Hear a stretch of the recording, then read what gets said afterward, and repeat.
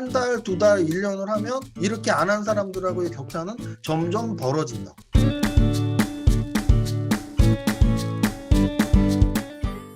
안녕하세요. 지난주에 정보 분석 1장, 2장, 3장, 4장을 했고요. 오늘은 5장, 7장, 8장을 할 겁니다. 수업 부분에서 제가 저자로서 강조하고 싶었던 말씀을 드려보도록 하겠습니다. 5장 공시에서 어렵고도 중요한 증자, 감자, 합병, 분할. 자, 지난 수업 시간에 4장은 공시 이야기를 했거든요. 그러니까 4장하고 5장은 붙어있는 장이라고 보시면 돼요.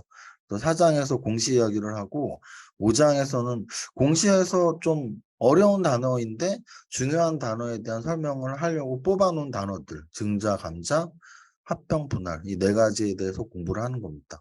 예를 들어 이 네 가지 말고 나는 여기 5장에 어렵고도 중요한 이라는 말이 나오는데요.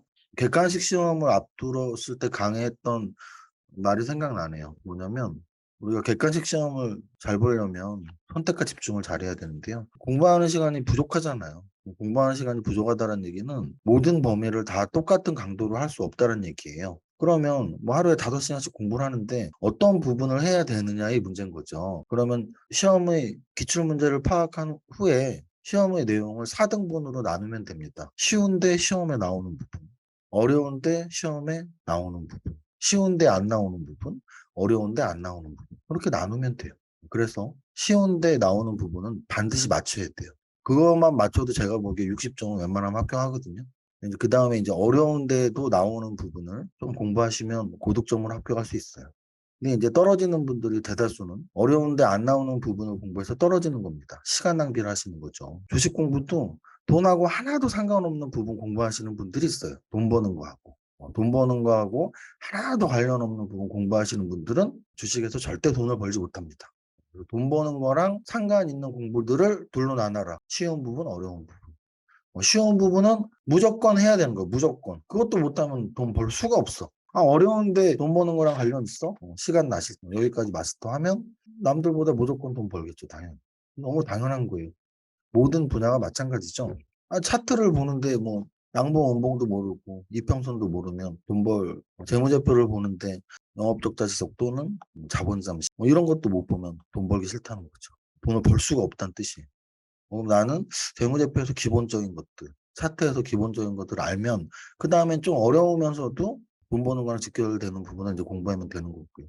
사실은 공시에서도 어렵고 중요한 증자, 감자, 합병, 분할을 써놓은 이유는 사람들이 좀 어려워해요. 이해를 하기 힘들어 하는데 그럼에도 불구하고 여러분들이 돈 버는 것과 직결되기 때문이에요.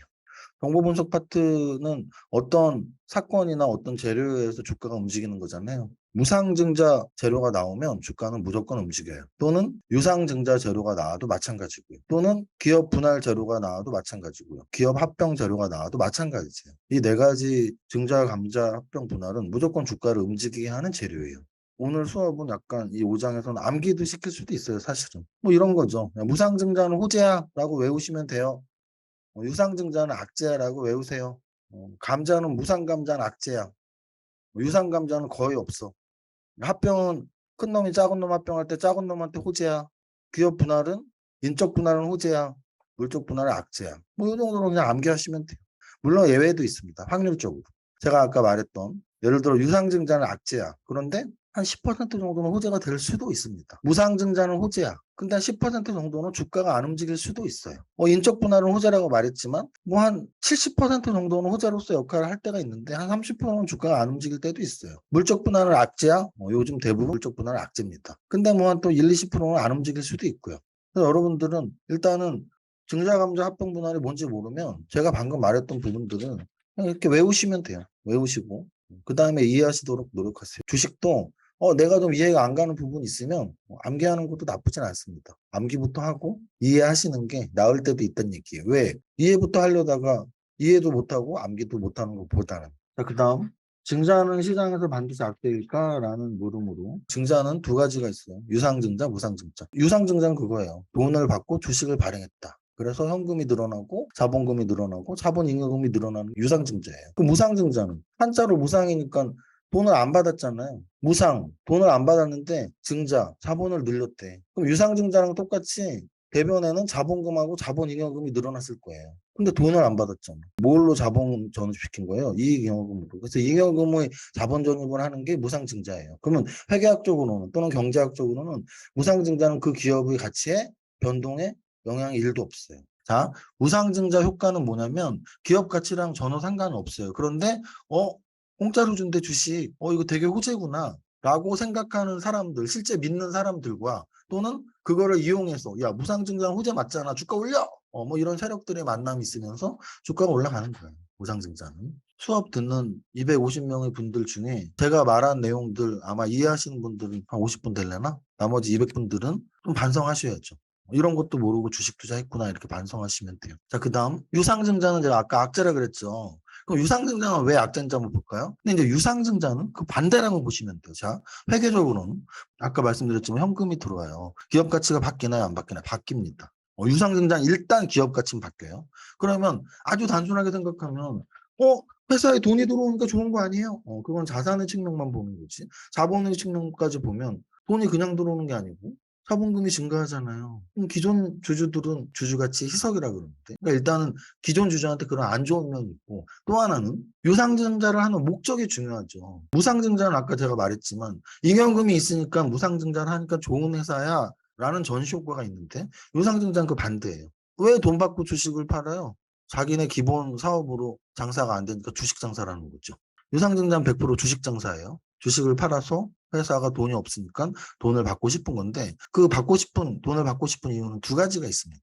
하나는 진짜 나쁜 건데요. 운영자금 조달 또는 자본구조 개선. 이렇게 나와버리면 그 회사는 개떡 같은 회사인 거야. 창사해도 돈 못 버니까 회사 월급 줘야 되고 직원 월급 줘야 되고 자본 잠식 들어가고 안 되니까 유상증자라도 해갖고 자본금 늘리겠다 뭐 이런 거거든요. 유상증자하는 회사의 80%는 악재고 평균적으로 15%가 빠집니다. 공시가 나오면.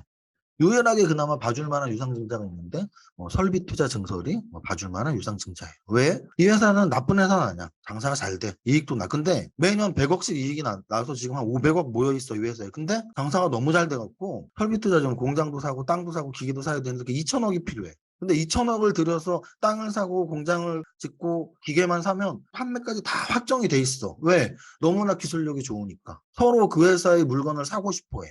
그런데 내가 지금 그 캐파를 내가 충당을 못 하는 거죠. 그래서 신규 투자를 해야 되는 거야. 신설 투자를 하는 거죠. 설비 투자. 그거는 호재일 수 있죠.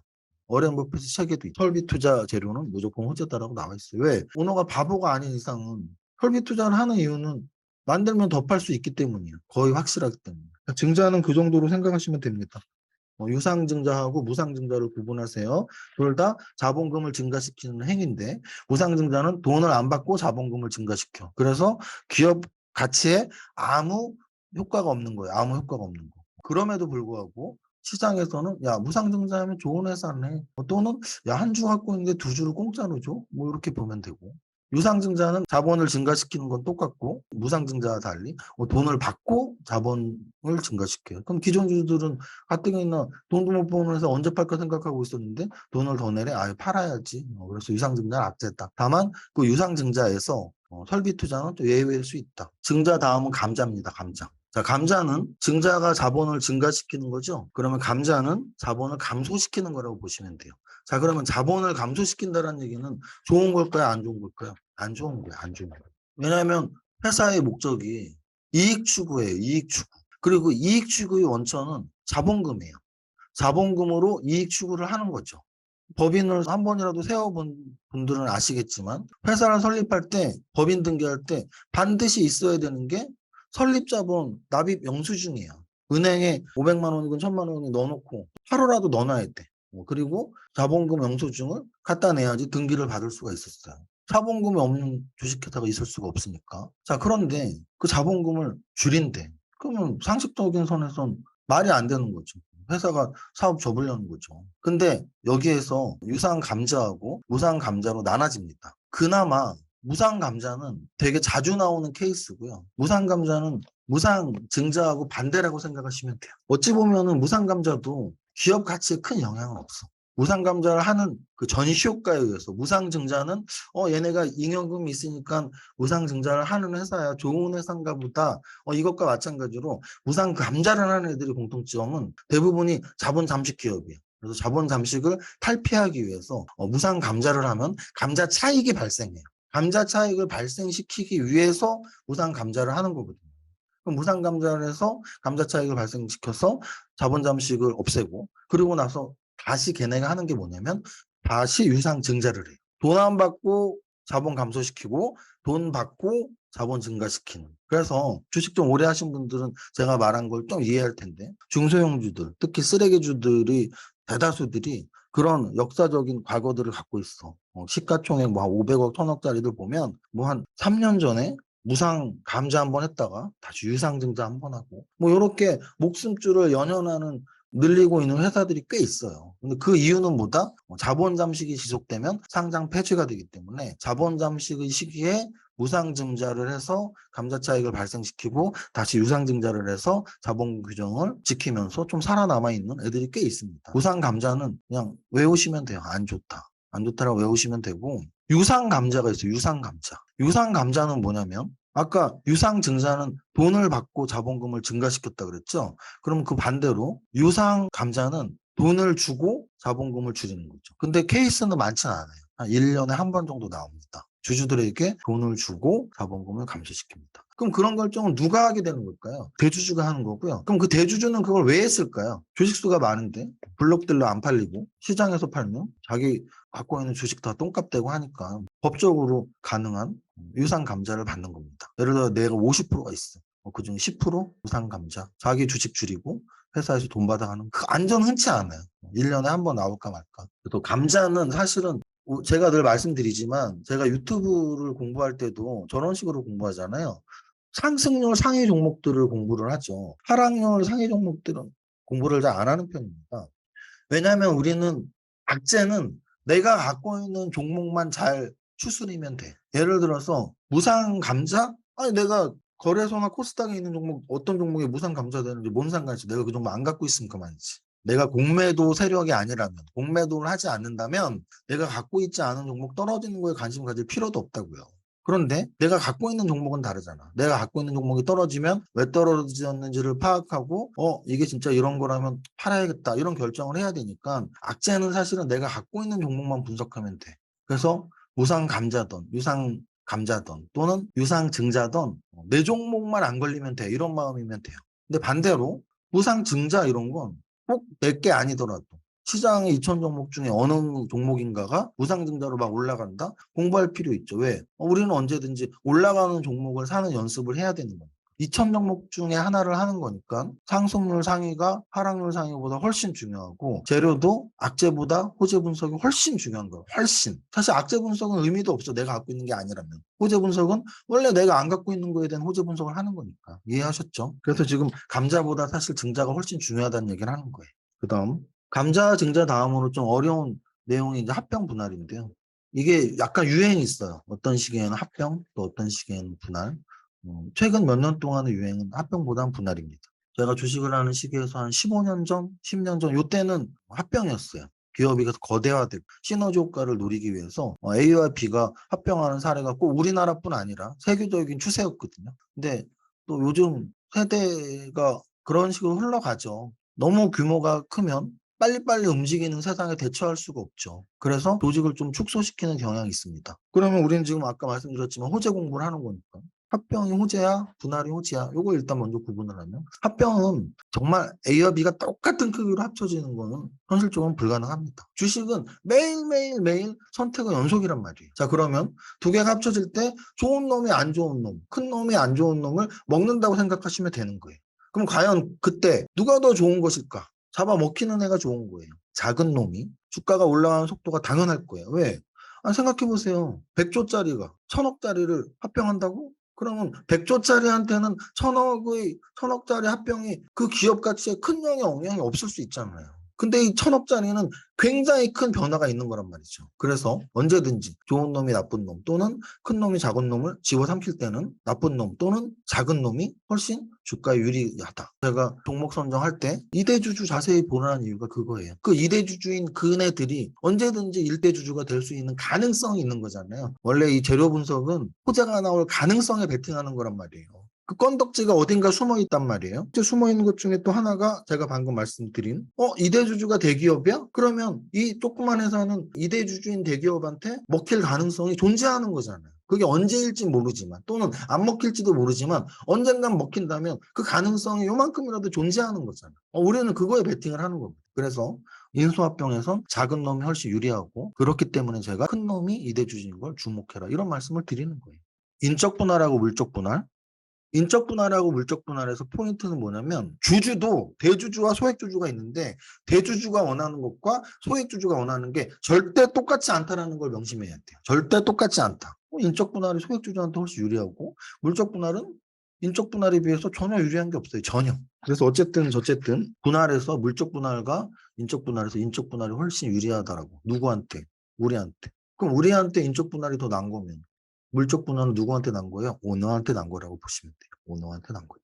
6장 HTS를 제대로 활용해서 정보를 얻자. 그래서 제가 요번 정보 분석 공부할 때 한 손에는 다트 사이트, 한 손에는 HTS라 그랬잖아요. HTS에서 첫 번째 아주 기본적인 내용들이 있어요. 예를 들어 주문, 예약 주문이나 손절 주문, 스타벅스 기능 이런 거는 진짜 둘째치고 저는 기본이 시장가하고 지정가인데요. 이 두 개조차 잘 이용 못 하시는 분들이 꽤 있더라고요. 꽤 있어. 직접 주문을 넣으신다면 시장가와 지정가 정도는 내가 매매를 할 때 어떨 땐 시장가를 하고 어떨 때 지정가를 해야 되는지를 좀 명확히 아셔야 돼요. 만약에 내가 지금 당장 사고 싶어. 매수매도 호가를 보시라고. 제일 중요한 건 매수매도 호가를 보세요. 호가를 보셨는데 현재가가 매수가에 위치하고 있어. 그럼 그냥 지정가로 넣으시는 게 더 유리해요. 그리고 거기에 시장가로 해버리면 나는 한 단계 위에 매도 호가로 주문이 되잖아. 이해하셨어요? 자, 무슨 말이냐면 예를 들어 이런 상태 있죠? 33만 7천원에 813, 33만 6,500원에 158. 당연히 요거는 33만 6,500원에 주문을 넣는 게 맞다라는 거예요. 왜? 현재가가 매도가에 위치하고 있잖아요. 여기에 주문 들어 여기. 그 무슨 말이냐면 수량이 더 조금 매수가가 수량이 더 조금이면 요게 따먹히고 여기 잡힐 수가 있어. 찍어볼까요, 딴 거? 이게 지금 현재 실상 움직이고 있다. 이거를 시장가 주문 넣으면 바보지. 왜? 시장가 주문 넣으면 얘 어디에 잡히겠어요? 무조건 54,100원에 잡히겠죠. 근데 54,100원은 지금 605개나 있어. 난 언제나 저걸 잡을 수 있어. 언제나. 지금 넣지 않아도 내가 예를 들어 54,000원짜리를 몇 주나 사겠어요. 이거 1000주 사면 5,400만 원이니까 끼끼야 100주 살 거 아니야. 그러면 이 600주나 쌓여있는데 내가 이 100주를 굳이 시장가로 따먹을 필요가 없다고. 그럼 100주를 어떻게 하면 돼요? 이 밑에다 쫙 깔아놔야지. 53,800원에 50주, 53,900원에 30주, 54,000원에 20주. 이게 매매의 기술이라고. 여기에서 1, 2%가 차이가 난다고. 그럼 위가 센 것들은 어떻게 하면 되냐? 무조건 빨리 잡고 싶으면 시장가를 놔야지. 이해했어요? 완전히 매매의 기초야. 시장가 주문과 지정가 주문은 무조건 사고 싶다 아니면 그냥 싸게 사고 싶다의 개념으로 접근하는 건 완전 초보적인 거고 더 한 단계 높은 건 매수호가 매도호가의 수량을 보면서 내가 매도호가가 지금 꽉 막혀 있으면 굳이 저 6,000주를 내가 지금 못하러 따먹어 밑에 깔아놓는 게 낫지. 그죠? 밑에 촘촘하게 수량이 많으면 내가 주문 넣어봐야 안 잡히니까 시장가 매수 넣으면 되고 그 차이만 알아도 1, 2%는 유리하다. 그래서 HTS의 중요도는 뭐냐면 이런 거예요. 이런 거. 그럼 오늘은 저걸 한번 얘기 들어봐야겠다. HTS의 또 기능 중에 이런 건 진짜 비싼 강인데 생색 한번 내는 거예요. 돈 내라는 얘기는 아니니까. 돈 내라는 소리를 못하니까 생색이라도 내야 될 거 아니야. 돈 낼 거야 안 낼 거냐. 그러니까 나 생색 낸다고. 그래서 리딩 업체들의 영업 전략이 뭐냐면 4시부터 6시에 시간에 거래해서 상친 애들 6시 이후에 문자로 내일 이거 확인하세요. 내일 뭐 10% 상승 출발 이런 문자 조심하라고 말한 거 들으신 분 있어요? 제가 조심하라고 말한 거? 자, 보세요. 어떤 기능이 있냐면 장마감은 3시 반에 하잖아요. 시간의 단일가 등락현황이라는 게 있죠. 그럼 금양이라는 걸 보시면 상한가인데 금양이라는 게 어디서 상한가를 친 거냐면 금양은 오늘 마이너스 6.8%인데 왜 상한가라고 나와 있지? 어디서 상한가를 친 거냐면 시간의 단일가에서 상한가를 쳤고요. 시간의 단일가는 4시부터 6시에 거래되는 거예요. 그러면 마지막 거래가 언제 돼요? 6시에. 시간에 단일가 상한가를 쳤다는 얘기는 내일 아침에 일단 내일 시초가는 요거 기준이죠. 전일 종가니까 14,400원에서 적어도 시간에 단일가 10% 이상 시초가 출발일 거예요. 확률적으로. 미국 증시가 폭락만 하지 않는다면 내일 아침 시초가는 무조건 금양은 10% 이상 출발입니다. 이 사기꾼들이 이걸 어떻게 접합시키냐면 자 6시에 끝난다고 그랬죠. 6시 5분 10분쯤에 문자를 날리는 거예요. 뭐라고? 내일 주목할 종목 금양. 우리의 비밀 단독 입수. 뭐 우리는 미리 다 매수했다. 이런 식으로 날려요. 그러면 이런 시간의 단일가가 뭔지 모르시는 분들은 그냥 금양은 6% 빠진 종목일 뿐인데 다음날 10%가 넘게 오르네? 그럼 어떤 생각이 들어요? 얘네 뭐지? 근데 그게 한 번이 아니고 매일 한 달이 계속되면 머리 도는 거지. 한 달 되면 거래일수가 20일이죠. 그럼 하루에 이거를 1억씩만 들어가도 10%씩 모는데 1,000만 원이죠. 20일이면 2억 벌죠. 1억으로 2억 불어. 이 사람들의 문자를 믿게 되면 그럼 어떻게 되겠어요? 당연히 이 회사에 전화를 해야지. 저도 그 정보 받고 싶어요. 그러면 회비 내세요. 얼마인데요? 한 달에 2천만 원이요. 내도 되죠. 왜? 나는 1억으로 2억을 벌 수 있으니까. 그래서 한 달에 2천만 원 내죠? 그럼 어떻게 돼요? 걔네가 이런 10% 올라가는 걸 미리 못 알려주죠. 그래서 제가 무슨 말씀을 드리고 싶냐면 HTS 기능을 모르면 그냥 2억이고 3억이고 10억이고 다 날아갈 수도 있는 거예요. 이런 거에 사기당하잖아. 부자학교 7기분들 중에 아직도 한 30%는 이해가 안 가는데 무슨 얘기하는 거지? 이럴 수도 있어 솔직히. 왜냐? 매매 시간에 대한 개념이 없기 때문에. 매매 시간이 정규 시간이 9시부터 3시 반인데 9시 전에도 거래가 되고 3시 반 지났어도 거래가 되고 이런 것들을 모르시는 거죠. 그래서 하나라도 아는 사람이 사기도 안 당하고 돈을 더 번다. 그다음 177페이지에 매우 중요한 정보 분석에서 가장 중요한 포인트는 시간의 제약으로 모든 정보를 볼 수 없기 때문에 그중에서 옥석을 구분하여 중요한 정보만 분석해야 한다. 이게 포인트예요. 정보는 너무 많아. 종목이 2천 종목이니까 정보도 그냥 2,000개라고 봐. 하루에. 2,000개의 정보를 절대 다 볼 수 없다고요. 그러면 아까 제가 그랬죠? 시험 공부도 그렇고 주식 공부도 그렇고 우린 제한된 시간으로 공부를 해야 돼. 그러면 종목 선정에 꼭 도움이 되는 나한테 돈을 벌게 해주는 공부를 하면 되죠. 자, 아까 말씀드렸죠. 우리는 호재를 공부해야 돼요? 악재를 공부해야 돼요? 호재를 공부해야 돼요. 호재 중에 1% 올라가는 호재가 있고 5% 올라가는 호재가 있고 10% 올라가는 호재가 있어. 우리는 뭘 공부해야 돼요? 10% 올라가는 호재를 공부해야 돼요. 그러면 신문 기사, HTS 메뉴 또는 증권사 리포트에 이 정보는 20% 올라가는 정보입니다라고 써 있어요? 안 써 있죠. 우리는 10% 20% 올라가는 정보만 공부하면 좋겠는데 정보에 그런 이름표가 안 따라다녀. 그럼 어떻게 하면 돼요? 너무 간단하지. 10% 20% 30% 올라간 종목의 정보를 찾아보면 되지. 이게 정보 분석의 기본이라고. 왜 이 종목이 올라가게 했는지 정보를 공부하면 된다. 그게 상승률 탑 30 공부예요. 우리 카페에 몽당연필님이 매일 일간 탑 30, 매주 주간 탑 30, 매월 월간 탑 30을 올리시잖아. 공부하시라고. 그러면 그 종목의 정보를 왜 찾냐? 이게 중요한데 왜 찾냐가 중요하죠. 직접 투자와 간접 투자 때문이에요. 직접 투자는 뭐냐면 10% 20% 올라간 종목을 공부하다 보니까 와, 이 종목은 진짜 대박이야. 이건 5배 올라가겠네. 그런 거 사면 되잖아. 정보를 매일매일 공부하다 보면 월간 탑 30이나 반기 탑 30 같은 거 보면 텐베거가 어디서 나오는지 정리가 되고 공부가 된단 말이에요. 그러면 과거에 이런 재료는 텐베거였는데 와 이거 이제 시작이네. 그런 느낌이 올 때 그런 재료를 갖고 있을 때 그걸 직접 공략할 수 있잖아. 그게 첫 번째 이유고요. 두 번째 이유는 뭐냐면 간접 공략 때문인데 간접 공략은 뭐냐면 탑 30을 매일매일 분석하다 보면 공통되는 종목군들이 있어. 그걸 우린 테마라고 하죠. 하나의 재료에 공통적으로 올라가는 애들이 있어. 그럼 요즘 시기엔 이 업종, 이 테마가 올라가네? 그럼 나는 이 업종, 이 테마 공략을 해야겠다. 탑다운 분석상. 그런데 기존 올라간 애들보다 좀 안 올라간 애들을 찾고 싶은데 찾으면 되잖아. 요즘 네옴시티가 올라가는데 그래서 오늘도 유신 상한가 쳤고 한미글로벌은 어저께 그저께까지 오르고 장도 안 좋은데 걔네 잘 오르네? 그러면 다른 네옴시티를 찾으면 되잖아. 그게 간접 공략. 그래서 정보 분석의 꽃은 상승률 상위 종목 분석이고 그렇게 하다 보면 텐베거 나오는 종목이 이제 10% 오른 거를 찾을 수 있어. 직접 공략. 또는 하나의 테마가 굵직굵직하게 움직일 때 이 테마 중에 아직 안 움직인 애들이 있네? 얘 사야겠다. 간접 공략. 180페이지 매매 동향인데요.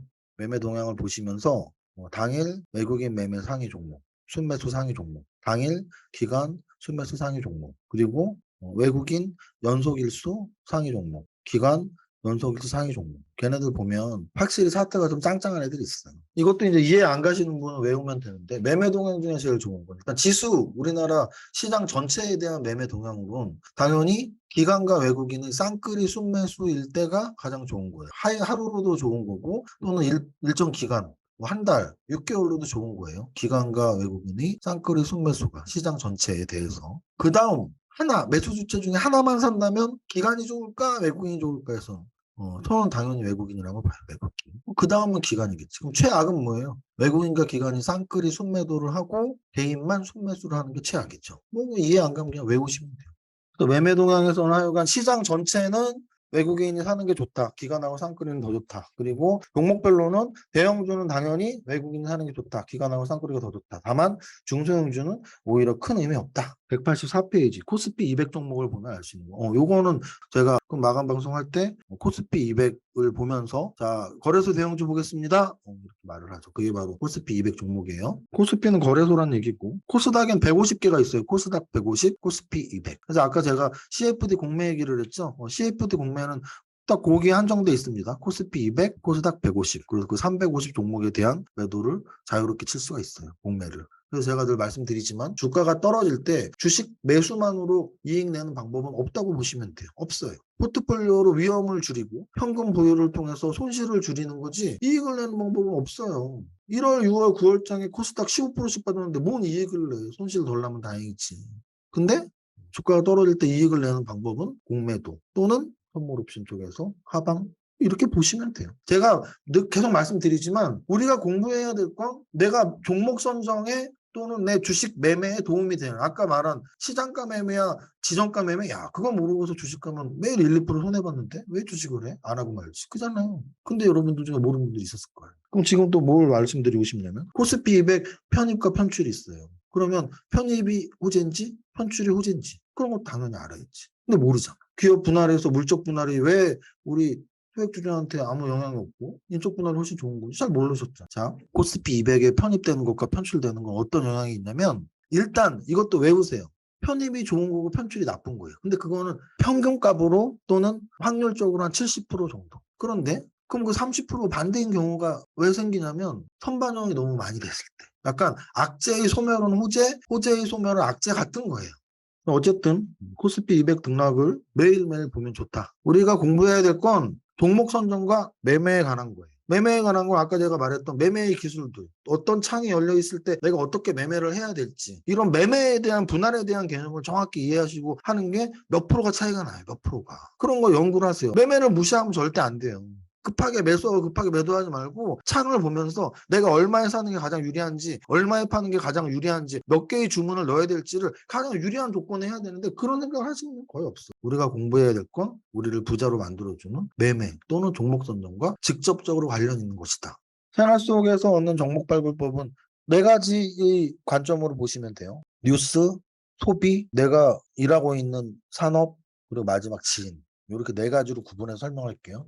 첫 번째는 뉴스예요, 뉴스. 여기서 말하는 뉴스는 증권 뉴스 말고 일반적인 경제 뉴스, 일반적인 사회 뉴스를 보면서 주식 시장에서 이게 이런 식으로 연관을 지을 수 있겠다라고 생각하는 것들에 의해서 종목 선정에 하나의 포인트가 나올 수 있다는 거죠. 특정 뉴스를 들었을 때 창의력과 통찰력을 갖고 주식 투자와의 관련성을 계속 생각해야 된다. 그래서 이거는 사실은 계속 생각하는 연습을 하면 돼요. 뉴스를 보고 주식과 연관된 게 있겠구나. 그 다음은 어떻게 돼요? 제가 이 정보에서 제일 중요한 게 뭐라 그랬죠? 주가에 반영이 되어 있는지. 그럼 여러분들이 어떤 뉴스를 봤을 때 이게 이 종목들하고 상관이 있겠구나. 근데 그 종목을 실제 딱 검색을 했더니 이미 나보다 먼저 생각한 사람이 엄청 많아서 내가 생각하기에 이건 이 정도 뉴스면 5% 10% 오르겠다 했는데 이미 10%가 올랐어. 그럼 사면 안 되지. 근데 요런 뉴스에서 요거 좀 괜찮을 것 같은데 했는데 아무도 안 샀어. 그럼 세상에서 나만 생각한 거잖아요. 나만 생각하고 끝난 거면 밑줄의 본전이지. 샀어. 근데 나만 생각하고 그 다음 사람도 아무도 안 생각해 그렇게.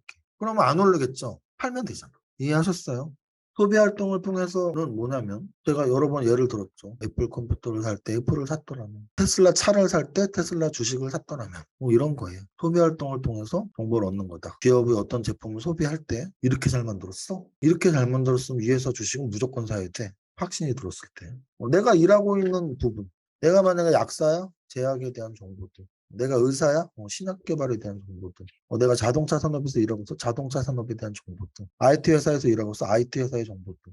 편의점에서 일하고 있어? 유통에 대한 정보들. 이런 여러 가지 정보들을 이용해서 주식을 사면 되는 거예요. 검토해서 네 가지 써놓은 거는 이제 보세요. 다음과 같은 내용을 확인해라. 우선 최대한 관련 정보를 찾는다. 이게 제가 말하는 검토예요. 둘째는 세력의 유무. 세력의 유무는 이제 야 그런 정보가 이미 다 퍼졌는지 주가가 올라갔는지 뭐 이런 것들. 셋째 삼박자로 분석. 삼박자로 분석. 그래서 재료, 재무제표 차트. 그리고 마지막으로 생활을 통해 얻은 정보를 주식투자에 이용할 때 가장 주의할 점, 법적인 미공개 중요 정보를 이용해 주식투자를 하면 절대 안 된다. 특히 여기서 미공개 중요 정보는 대주주랑 연관되면 큰일 납니다. 테마에 대한 이야기인데 8장이 이제 4가지잖아요. 4가지 중에 앞에 2개만 하면 돼요. 뒤에 2개는 테마의 사례니까. 테마주는 어떻게 포착하고 분석할까? 여러 번 말씀드렸지만 하나의 재료에 의해서 주가가 올라가는. 예를 들어 요즘에 내용시 때문에 주가가 올라가는 애들이 뭐가 있지? 뭐 이렇게 뭐 자꾸 이상하다 그러니까 방산 때문에 주가가 올라가는 건 뭐가 있지? 뭐 국제 유가가 흔들린데 유가 관련주들은 뭐가 있지? 이런 식으로 하나의 재료에 의해서 주가가 움직이는 애들을 포착해서 어떻게 하면 돼요? 관심 종목에 편입시키면 돼요. 주식시장의 중요 흐름을 대변하는 테마주에 접근할 때 핵심은 하나의 재료로 형성되는 시기를 포착하고 해당 테마의 강도를 예측하는 거예요. 해당 테마의 강도. 이게 중요해요. 어떤 하나의 종목의 재료가 이게 며칠짜리지? 이게 10%짜리인가 20%짜리인가? 이거 이제 탑30 매일 보면 어느 정도 가능한데 이런 테마의 강도는 탑30을 매일 보면서 테마의 강도가 어떻게 흘러가는지를 보면 돼요. 그 다음 테마주 매매는 이렇게.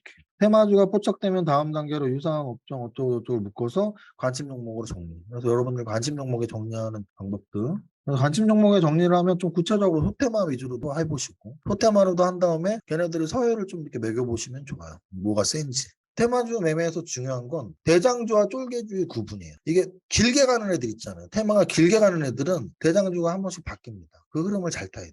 대장주 공략이 좋긴 하지만 케이스 바이 케이스다. 대장주가 바뀔 수도 있기 때문에. 바뀔 가능성이 있는 좀 큰 테마들은 뭐 한 2, 3등주를 갖고 있는 것도 나쁘지 않다. 대장주로 치가 올라갈 수도 있으니까. 아직 움직이지 않은 흙 속의 진주를 찾으면 안정적인 주가 흐름이 나올 수도 있으니까 여기서도 또 제가 계속 말씀드리는 주식 투자의 기본인 하이 리스크 하이 리턴의 법칙을 명심해라.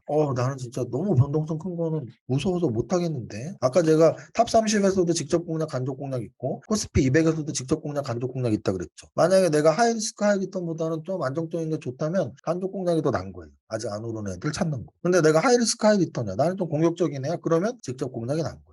마찬가지로 테마주 매매할 때도 나 공격적이야? 대장주 매매가 훨씬 나아요. 공격적이면. 손절 잘하고 손실도 감소할 수 있으면 대장주 매매가 낫습니다. 하지만 나 손실 무서운데 나 손절도 못하는데 그러면 아직 안 오른 쫄개주 매매, 이등주 매매 더 나은 거예요. 역시 케이스 바이 케이스로 뭐에 종속된다? 여러분들이 타입에. 그러니까 제일 중요한 건 여러분들이 어떤 타입인지 아시는 거예요. 한마디로 화장품 가게 갔는데 지성이에요, 건성이에요 물어보는 거랑 똑같습니다. 그래서 지성 피부는 지성 화장품, 건성 피부는 건성 화장품을 발라야 되잖아요. 이 모든 거에는 여러분들의 위험에 대한 태도, 여러분들이 주식에 대한 철학 이런 게 다 반영이 될 수밖에 없다. 그리고 심지어 매매냐 투자냐에 대한 구분조차도 여러분들이 제일 중요해요. 각자의 타입에 맞춰갖고 하시면 될 것 같습니다. 여러분들이 성장성 픽을 하나 하고 그중에 종목을 리스트업을 하고 그중에 5개의 마음에 드는 종목에 정보를 찾고 이게 어려워? 하나도 안 어렵지. 근데 안 해봤지 이렇게. 그 종목들의 차트를 분석하고 그 종목들의 재무제표를 분석해서 원픽을